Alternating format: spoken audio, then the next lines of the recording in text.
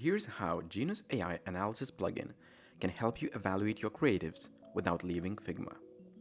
Select the frame you want to analyze, and in the Plugins menu, choose Genus AI Analysis. We analyze your creative using our machine learning models and provide a report that looks a bit like this. This is the general appeal score, or how likely is it that your creative will see high engagement. High scores may result in more likes and higher reach. These numbers refer to the big 5 personality traits that we use to calculate one of 6 Genus AI communication archetypes. For each archetype, we provide communication and design guidelines. Our platform can also help you identify which archetypes your customers belong to.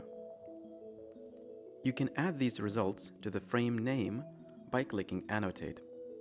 This allows you to compare multiple creatives. To analyze more frames, you can simply select Run Last Plugin or use the keyboard shortcut. Let's analyze these.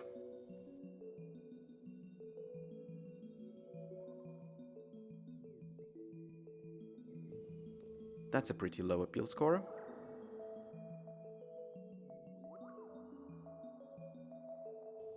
And this one looks really strong.